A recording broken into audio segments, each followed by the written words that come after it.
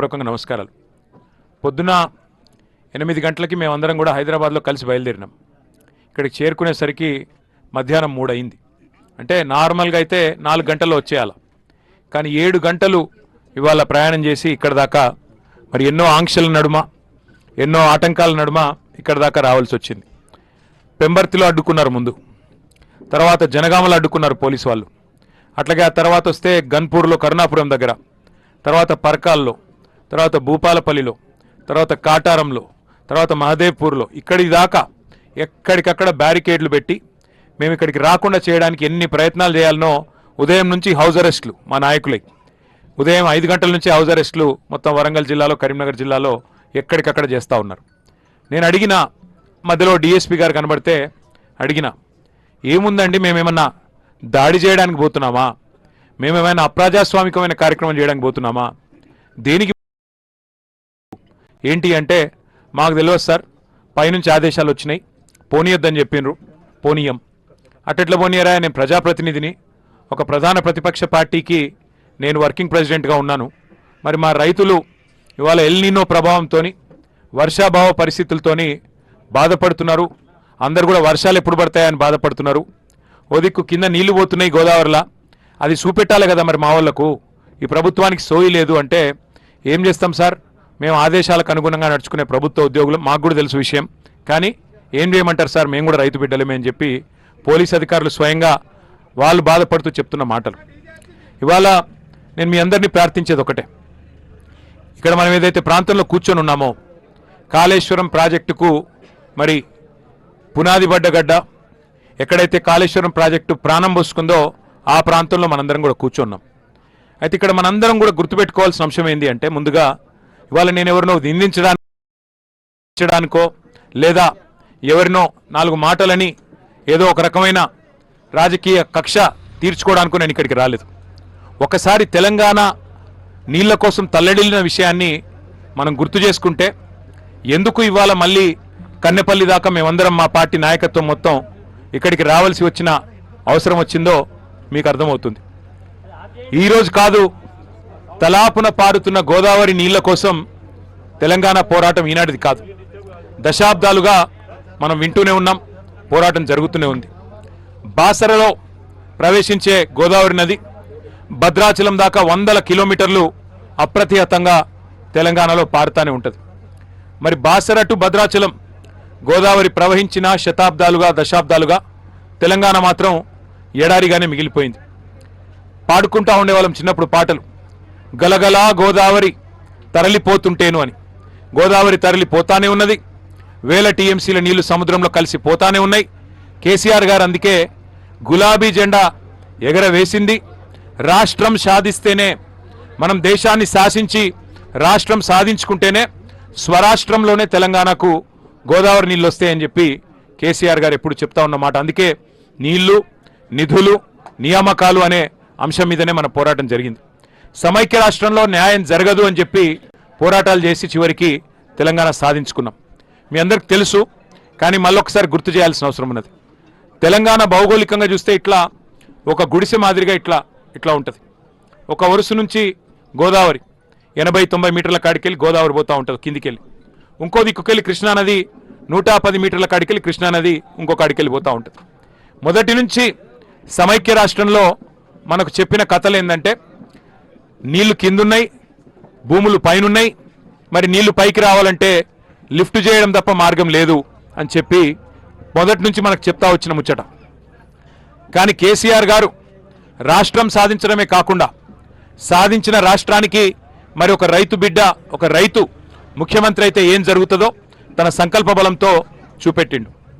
నీరు పల్లమెరుగు, నిజం దేవుడెరుగు అంటారు, కానీ నీరు పల్లమే కాదు, ఎగువకు కూడా పరుగులు పెడుతుంది, పైకి కూడా తీసుకుపోవచ్చు అని చూపెట్టిన నాయకుడు కేసీఆర్ గారు.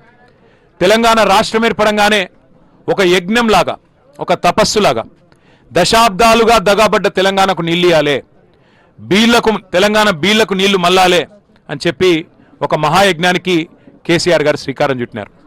ఇవాళ మనం ఏ ప్రాంతంలోనైతే కూర్చొని ఉన్నామో, కాళేశ్వరం ప్రాంతంలో, కన్నెపల్లి ప్రాంతంలో, ఇక్కడ గోదావరి 80-90 మీటర్లు సముద్ర మట్టానికి పైన ఇక్కడ ప్రవాహం వారిది గోదావరి నది ఉన్నది.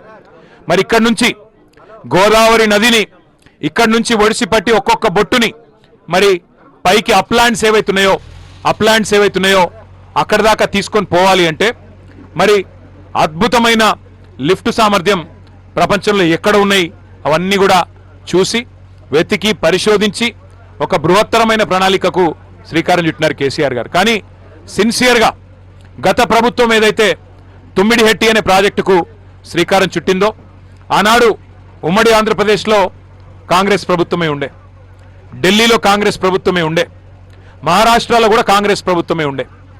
3 చోట్ల కాంగ్రెస్ ప్రభుత్వాలు ఉన్నా మరి తుమ్మిడిహెట్టికి మాత్రం ఎన్నడూ వాళ్ళు ప్రయత్నం చేయలేదు. చివరికి ఒప్పందం చేసుకునే ప్రయత్నం, అంతర్రాష్ట్ర ఒప్పందం ఏదైతే చేయాలో ఒక అంతర్రాష్ట్ర ప్రాజెక్టుకు సంబంధించి ఆ డ్యామ్ హైట్ విషయంలో ఏదైతే ప్రయత్నం చేయాలో ఆ ప్రయత్నం ఎన్నడూ కూడా వారు చేయలేదు. చేసినట్టు నటించారు తప్ప ఎన్నడూ చేయలేదు. కానీ కేసీఆర్ ప్రభుత్వం వచ్చిన తర్వాత, ఆనాడు బీఆర్ఎస్ ప్రభుత్వం వచ్చిన తర్వాత 9 నెలలు, మొదటి 9 నెలలు చాలా పెద్ద ఎత్తున మరి కేసీఆర్ గారి నాయకత్వంలో బ్రహ్మాండమైన ప్రయత్నం చేసిన మహారాష్ట్ర ప్రభుత్వంతో కేసీఆర్ గారి నాయకత్వంలో ఆనాడు అప్పటి మహారాష్ట్ర ముఖ్యమంత్రి దేవేంద్ర ఫడ్నవీస్ గారిని సంప్రదించినాం.